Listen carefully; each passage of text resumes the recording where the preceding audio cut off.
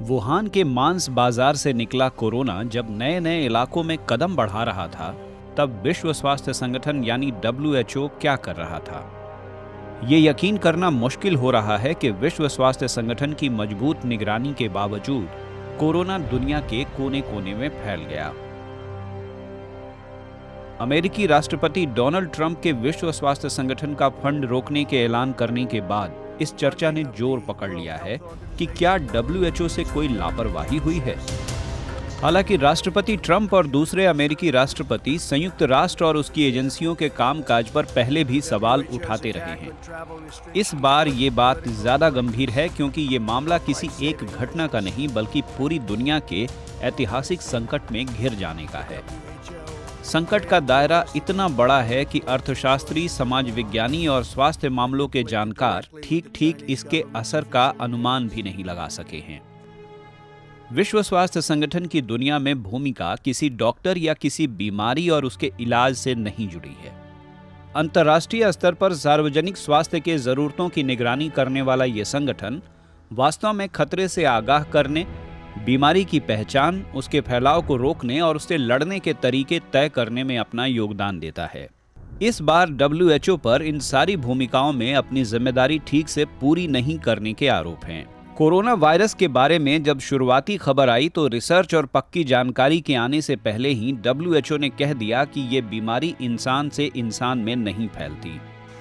लोग निश्चिंत हो गए और बीमारी को ज्यादा से ज्यादा लोगों तक पहुंचने का मौका मिला। ये WHO की पहली गलती थी।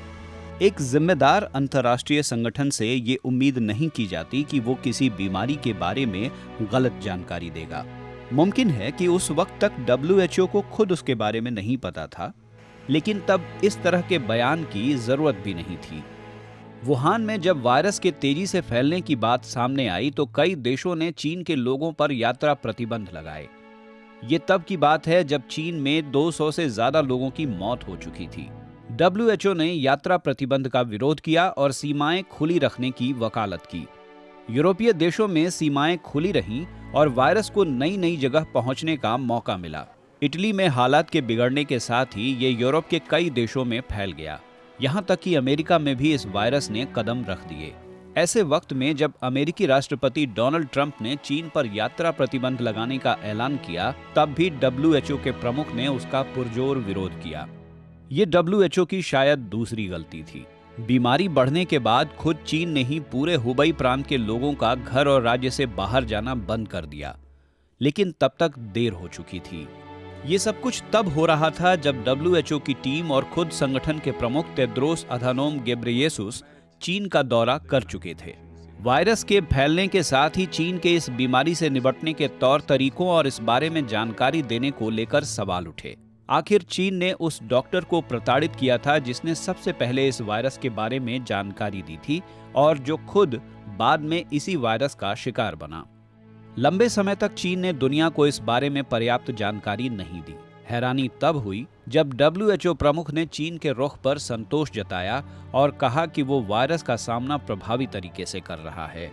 सवाल उठा कि जब चीन में पैदा हुआ वायरस पूरी दुनिया को हलकान कर रहा है, तब उसे क्लीन चिट देने में WHO ने इतनी जल्दबाजी क्यों की? WHO की ये तीसरी गलती साबित हुई। ये शायद पहली बार हुआ है कि जिन देशों ने WHO के दिशा निर्देशों की अवहेलना की, वो कम से कम अपने यहाँ कोरोना के फैलाव पर काबू पाने में कामयाब हुए। सिंगापुर और जापान इसके प्रबल उदाहरण हैं। कुछ हद तक भारत का नाम भी इसी कड़ी में है।